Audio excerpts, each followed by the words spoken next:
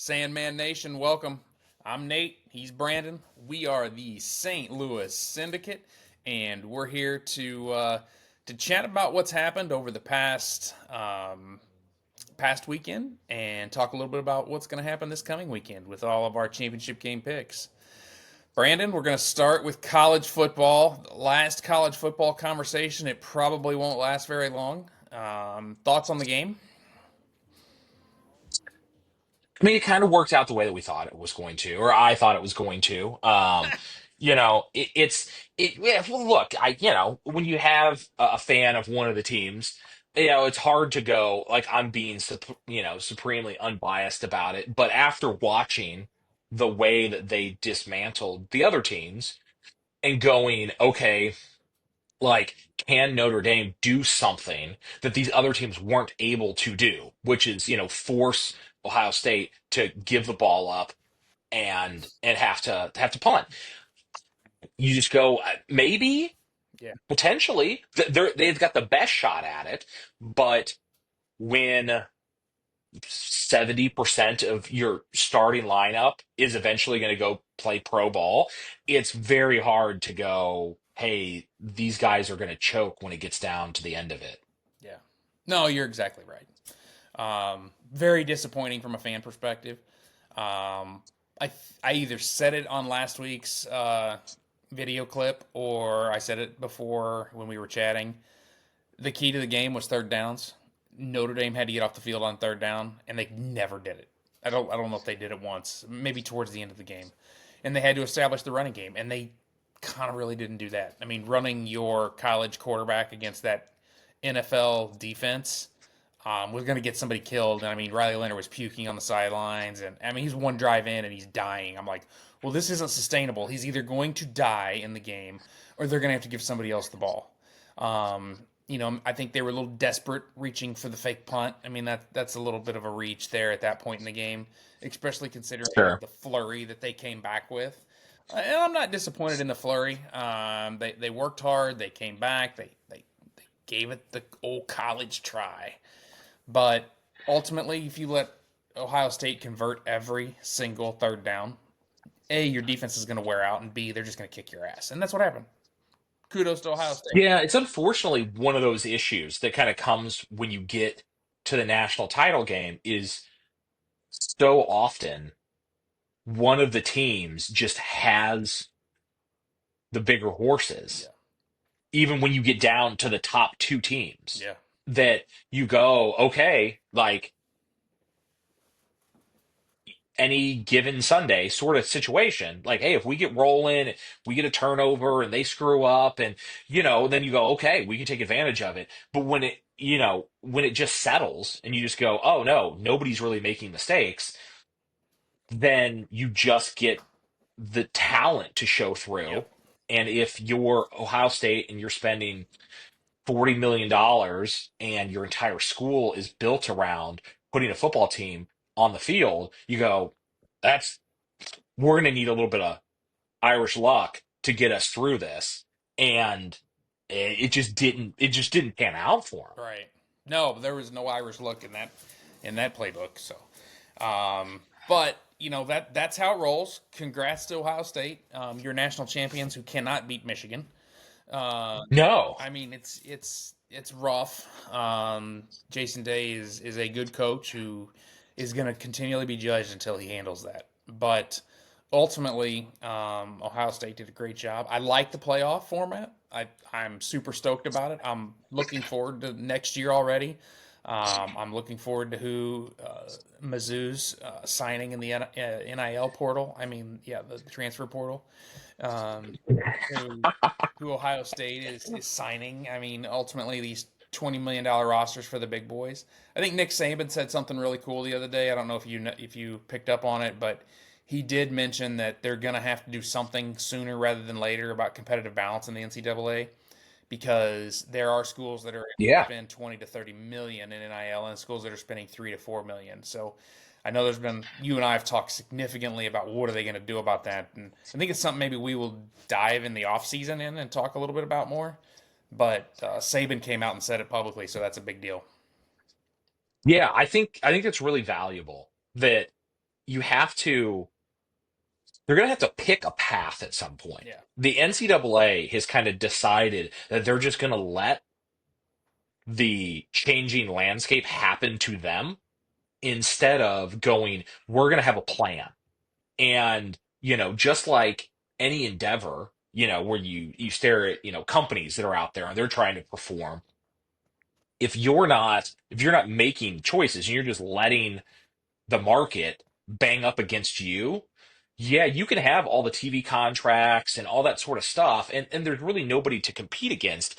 But at a certain point, you go, yeah, everybody's gonna Yeah. watch, but like, what's the point of doing all of this? Like, you have this long history of college football, and you go, okay, all of a sudden, like 2023 and forward is going to be a different sport, Yeah. you know, and so yeah, they're going to have to decide how they want to go about it, and look, we want everybody to be able to make their money and whatnot. But if you don't have some sort of path to go, maybe they need more leagues. Maybe you can't just have FCS and FBS. Maybe you need to spread that out a little bit more and go, hey, we're going to have this, Champions League-esque sort of thing with the guys that can actually spend the money, Yeah. or the teams that can truly play over their head. Because, like you said, like the playoff format was great Yeah. and it logically made a bunch of sense. But when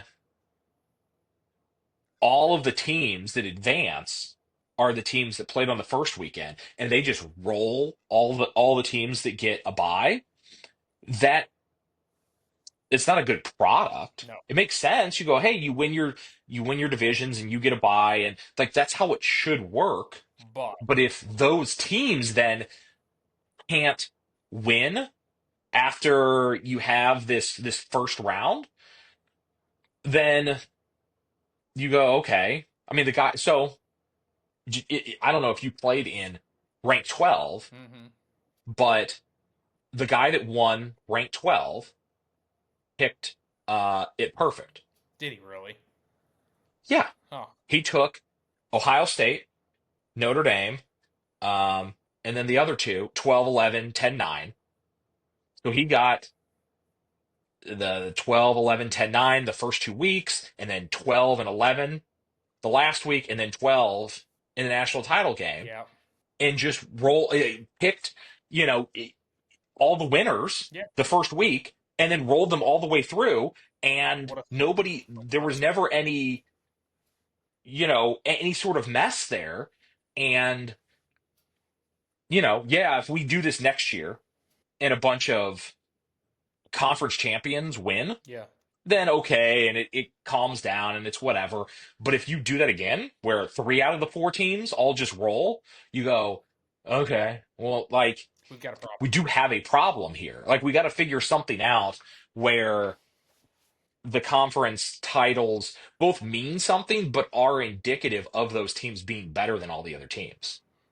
I can't wait to get into this because I like what you said about like the Champions League concept. I think that you and I Yeah. have had talk about that. We've had talk about potentially looking at different items and options available, especially for these massive scholarship schools and some of the settlements that are coming out Uh-huh. and portal transfers. So I think that'll be good after we get through the football season and are looking for some things to talk about. We will broach that topic, and hopefully, you guys will come along for the ride with us, and we'll Yeah, maybe offer up some opinions and see if anybody wants to join us and have conversations about that. Um, for sure. Brandon, I think that it's important now to jump over to the NFL because this is the big piece of what we're talking about. I also think it's important to let our listeners know that Brandon, when speaking about the Buffalo Baltimore game before this, spent 15 minutes explaining to me um, that he wasn't quite certain what the hell happened and how Josh Allen could do that. But he said it by never completing one full sentence. It was chocked full of I what I ooh ooh ah ah ooh ooh ah ah. So I'm hopeful that this segment is a little bit more fluid than that, and we don't get Brandon completely just saying half sentences. But let's start there. Your championship game is over on the AFC. Is going to be Kansas City. Yes, Missouri Homer, and Yeah. your Buffalo Bills, who just really took care of business. Brandon, didn't they? Yeah, yeah, no, just back their way into a win after kind of playing football for 3 hours last Sunday. Um, yeah, gave up the touchdown, gave up the 2 point conversion, and the guy just didn't catch it, right? So, that's always fun to go out on a limb, pick a team, watch the entire game, and go, I picked the right side of this, like 8, 9 times out of 10, and then watch it just go to hell on um the craziest fumble. Like By one of the best I players in the game. right. I don't like to, you know, lay, frustration at the feet of like one person because football is the ultimate team game. But when you both fumble, when you don't need to be trying to extend the play. And you know that because you're a veteran football player. And then you can't tie the game because you drop what was a reasonable catchable Might have been a ball. little low, but I mean, it had to Yeah, be it was a little thrown low, it was a little low outside, away. it was a little behind him, You know, but and look, I hate the play call. I mean, I think to to put yourself in a position where Lamar or Henry are not running directly ahead on into a defense that had already been put on their heels and worn down for an entire drive is just getting way too cute with the sport that we're playing here. But okay, you did it. You got the open guy. You threw a reasonable pass. Mark Andrews probably caught dozens of touchdowns that were, worse than that in oh his lifetime. yeah, So, you know, it's just everybody gets bad beat. It just so happens that it was, the last game of a really good weekend of football. yeah. And to just, get up and turn the TV off at the end of 4 football games and go, well, that was crap. And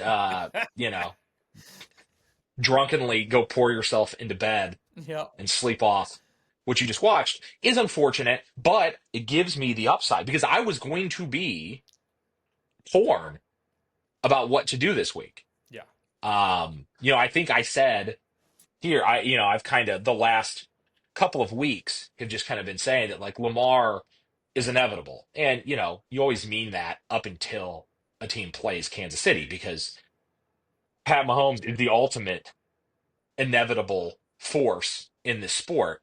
But luckily now, I think it's a lay less than 2 points yeah. with the Chiefs in Arrowhead against a team that should have just lost last week at home. Um, yeah, I love it. I don't know. Where's your head at this week? Or if you want to ramble about Baltimore for a while, talk shit about somebody, like No, I was feel busy free. talking shit about Notre Dame was enough for me. I will tell you this. I'm not going to bet against Kansas City. If they win this weekend and they go to the Super Bowl, whoever they play, I'm not betting against Kansas City. But I will tell you this: they scare me a little bit because this Buffalo team gets a little bit closer every year, and one of these times it's going to happen, right? Tom Brady did Oh, not it's make it yeah. to every Super Bowl. He made it to a No. bunch, and every once in a while somebody would trickle in there and get him. And you just wonder, with the way the Chiefs have kind of skated by all year and the noise about the officiating and so much is this the year that something happens? And I don't know. I'm not betting against them. I'm rooting for them. I want to see the three-peat because, yes, I'm a Missouri homer. But at the end of the day, Um, I like Patrick Mahomes, and I understand why people don't. I understand why Buffalo fans, why people across the nation hate this, right? He flops, Sure. he gets his, hey, it's within the rules. I think the guy's not getting enough credit for playing within the rules. And Aikman, who is one of my all-time heroes, we could probably pull up an Aikman. I'm a Dallas Cowboy nut, right? So here's Sure. my triplet card that I sit right here on my desk. I'm telling you, Right. Aikman's criticizing Mahomes for not just going out of bounds, and I'm like, well, he's done that more often than not, and it's within the rules. Um, if the defensive guy wants to light him up, light him up. But at the end of the day, they're going to get a flag because it's protect the quarterbacks. Josh Allen could do that. Lamar could do it. They just don't do it as frequently. So it is within the rules, and I know people hate that. This is also the Tom Brady effect. Man, I hated Tom Brady. First year, he beat the Rams. I was like, eh. Second year, he wins the Super Bowl. Now he's like, he's not as good as Troy Aikman. Why is he out here winning? Okay, by 5, I'm watching something special. I need to pay attention to this. And Sure.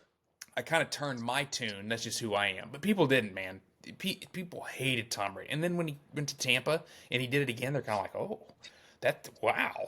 And okay, so the hate for Tom Brady kind of went away, right? Now he's funny. Nikki Glazer's bashing him on TV, and everybody's happy about it. And Tom Brady's not as hated as he once was. That will be Patrick Mahomes. Eventually, he's going to be loved again. But right now, they're Sure. the evil empire. And I'm not going to just bet against them because they're the evil empire. I'm riding the wave, and I'm going to enjoy it as long as I can because we may never see anything like this again. Um, in Kansas City for sure. I'm hopeful to see it again in Dallas, but Well, and it's hard to put this together. And I look, I don't get it because I don't have a team, yeah, right? So I just float from impressive thing to impressive thing and just go, this is fun. yeah, I can't say I rooted for the Patriots, but we've been doing gap through a vast portion of Tom's career, mm-hmm. and it was always fun to try to find the angles to go, hey, do I want to lay the points here? Do I think that this team can get by them? Because there's obviously levels to this, Yeah. and if you when you have somebody like Brady and Belichick together, or Mahomes and Reed together, It's special. and you start going down this road of you go, oh, this is what is possible if you have all the tools and the effort paired together. And I get it. Nobody likes the Northeast. Nobody likes the Midwest. Yeah. Like, You bring up you a get good all point. that hate. You got a good point though, Brandon. I mean, and I'm going to challenge our listeners, all 4 of you, to or maybe 7 of you. I don't know. No, I'm just kidding. I know there's a lot of you guys out there. We appreciate you. I'm going to challenge you though to not just hate the Chiefs because you look back today and you look back very nostalgically on the Steelers and Chuck Noll and Terry Bradshaw. You look back nostalgically on Tom Landry and Roger Staubach and the Captain America thing. You look back nostalgically on Bill Walsh and Joe Montana and what they did. Even the Packers a little bit with Favre and Holmgren, and now even a little bit with Brady and Belichick. You're gonna look back this way. Don't be so blind that you're just ignoring what's cool right in front of you. Because I would give anything to go back and watch Michael Jordan and the Bulls play a season in their Sure. prime again. I remember watching, man, when I was in high school and college, I watched every game and it was the greatest thing ever. And as time goes, it takes it away from you. And there's been nothing like that in the NBA since. And in the NFL, eventually, it may not happen where you have something like this. I mean, we're kind of weirdly lucky that we've had Brady and Mahomes back to back, but Yeah. you're going to get some good teams. Enjoy it. Enjoy the coach. Enjoy a coach like Reed. 300 wins, creative, lets his guys play, has fun, makes fun of himself. Mahomes is a clown, rich clown, but a clown. Kelsey's Yeah. dating the starlet. I mean, take this back to the early the Steelers days, Bradshaw's dating some model, and Lynn Swan's out there, and he turns into this announcer reporter guy, and you got the Mean Joe Green, and um, at the time you're going, I'm so sick of the Steelers, but really looking back, is it that much different? So enjoy it. Otherwise, you're just going to let it pass you by, and you're going to go, oh, I remember when they played, they were pretty good. I had fun with it. Yeah, I know, bitch about the Yeah, refs, whatever. It happens to everybody. you're exactly right. I mean, like everybody's got to have a foil where you go, like, I don't really like this guy. Yeah, And if you want to, and if you want to enjoy your NFL season by picking out the best player or the best team and going, I'm going to root against that guy and I get some sort of enjoyment out of it, then, go for it. But, but to get stuck in like the, the Twitter box yeah. of like, hey, I'm only going to defend my team. My team's the best. They've got the best players. They should always win. If we're not winning, then somebody's cheating, or the refs Oh, are screwing us, or whatever. And all the other teams, they just get so much help. And you know, ah, those people are obviously not gambling enough because if you gamble enough, you know that sometimes you just get kicked in the balls from behind. Like it just like you got something worked out yep. and you just get pinched and and there's no explanation and you can try to find some explanation, but it's way better to just get done and go, that was a fun way to spend some money, and then go sit in the dark and meditate or something because like getting really mad that some billionaire somewhere is playing better than your team Not is doing is any just good. not worth it. You're not getting anything out of that. Yeah. So, luckily we've got two what should be very fun games Oh, yeah. set up here. Absolutely. That like, the worst thing you can say about any of the four of them is that maybe Hertz is injured Yeah. and that's going to undermine that game in some way. Yeah. But the rest of it, we got a bunch of healthy guys, good teams with exciting storylines, and two teams are going to win their conference this weekend. So Yeah. so hopefully we get good games out of it. Yeah. I think we will. I hope we will. I think, I'm on Kansas City. I think, moving over to the other game, I agree. The Hertz issue's kind of like the elephant in the room. What is it? I know you love their coach so much too that's just. Man, that goober.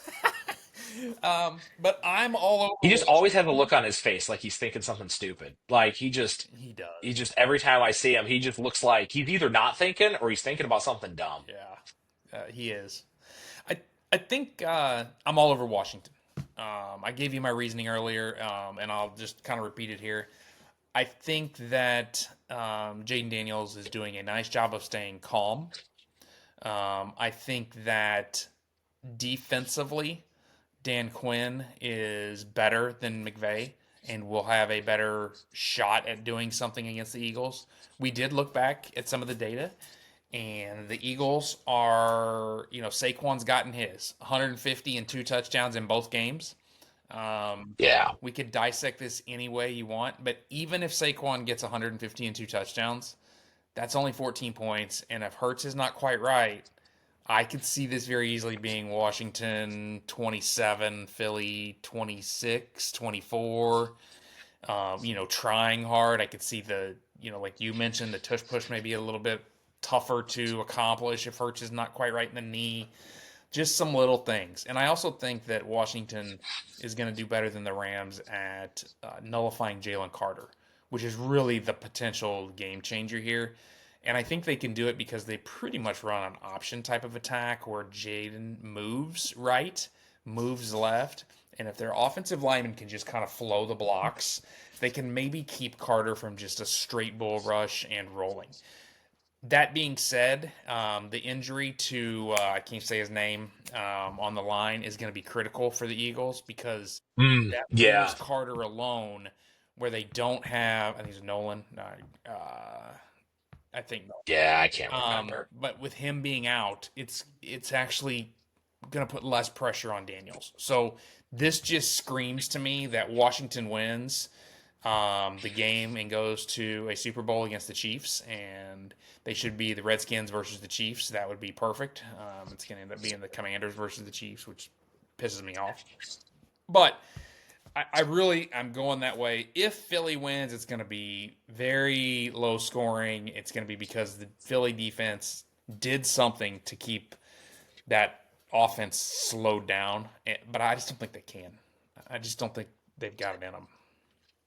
What are your thoughts? Yeah, I'm very much on the same page. I think your points about Carter are very helpful to try to cut through this. The thing that worries me about Washington is that they went in there and they beat up on Detroit.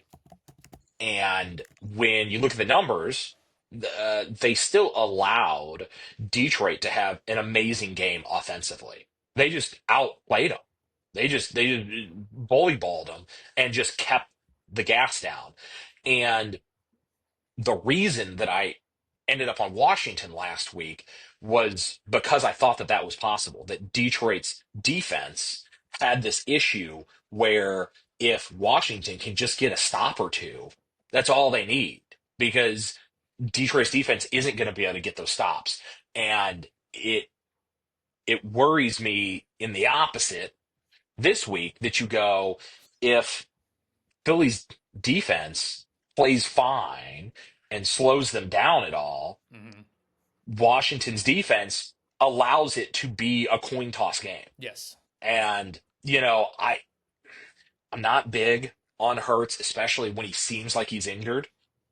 So I'm gonna be on the six. I'm hoping that it edges its way up and we get like a 6.5. That would be tremendous. Um, but I think ultimately I'm gonna be looking at the under to go. I think that both of these teams um, will will want to just get through this game Yeah. and shorten it. And like both, the best path to victory is to get a little bit of a lead and then hold the other team down and kill clock and shorten the game and not have as many possessions. And I think that that will lead us to an under here. Yeah. Um, It's probably a good play. and so it'll be interesting to see how that works out. Maybe Washington is just the team of destiny. Jaden is just the rookie of destiny. And they go out there and just, get a little edge on Philly's defense and then just wear them out. Yeah.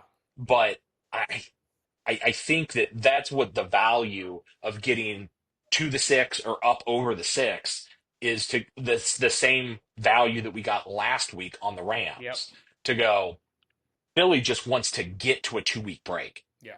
If they can win by one, two, or three, they're going to do it so that they can try to let everybody heal up before they got to go deal with whatever's coming out of this other game. Yeah. Absolutely agree. The Philly's a little banged up, right? So it's N'Kobe Dean. Um, Oh, yes. N'Kobe Dean, that's a big one. They also lost to the injured reserve, Byron Young, defensive tackle. So they're down two big players on their defense.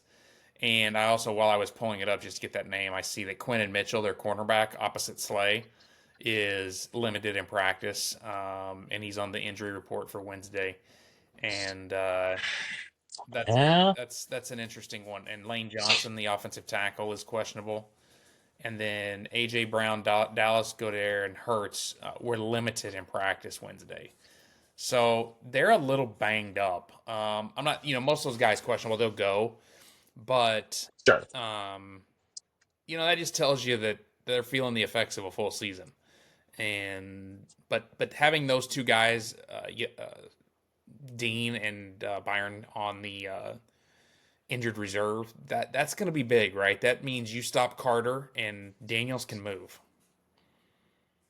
Yeah. Which I think is the key to the whole thing. Yeah. Is if he plays mistake free football, it's going to be very hard to at least not cover. Yeah. I'm shaky about this winning thing. Like sending a rookie quarterback to the Super Bowl seems intense. Yes. But if a team's gonna do it, it seems like this team has aligned themselves with a prime opportunity to do it. So I think that, if you're in, an open state where, hey, I'm just gambling on stuff and not playing in pools, that I think if I'm taking the points, I'm also putting some amount on that money line Yeah. to try to juice the returns Yeah. because he might just be the quarterback of destiny there. He could be. And this could be. It's amazing what a little bit of the right culture can do for an organization. That's in business. That's Oh in, yeah. look at this. They bring a quarterback in who's a proven winner. They bring a head coach in who's won and has a sound system. They got rid of Dan Snyder. They brought a new ownership group in who reestablished a culture top to bottom. And all of a sudden, this team's playing in the championship game. They couldn't sniff it for the last 30 years. So, No, no, and I mean their over under was like 4.5 or something this year. I mean, how many Bears So fans right now are dying because Jaden Daniels was available when they took Caleb Williams? yeah, and that's the value of looking at it through this lens is to go. It's not just, hey, if Jaden would have went to Chicago, Right. life would have been different. They brought the right leadership That's in right. who did the right things, prepared the team the right way, had a plan, executed the plan, and this is what you get when you line up everything in the right direction and don't just go, hey, let's get us a couple of awesome players Yeah. and let them go ball out Yeah. because this isn't basketball. Right. One or two guys can't take over an entire game. There's too many players. So you have to have a plan. You have to have coaches that are prepared to lead. And they clearly got that and are going to be able to be on the verge of making the Super Bowl. So it'll be a very interesting early game. Looking forward to it. Well, so that's our picks. I think both of us are on the Skins and the Chiefs, Commanders and the Chiefs. Man, Yeah. that's how old I am. I just can't get it out of my head. When you've been a Dallas Cowboy fan for years, it's always the Washington Redskins.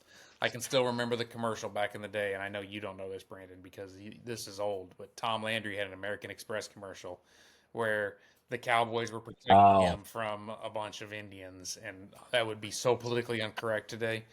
Uh, it was crazy. But long story short, good luck to the Commanders. Good luck to the Chiefs. Good luck to all the teams. Hope everybody stays healthy. And you guys out there making your bets, I would listen to us, but I don't know if I'd necessarily trust us. Yeah. I think we're right here. I always think we're right. So anyway, good luck with your picks. Have a good one, guys. We're the Syndicate. Cheers, everybody.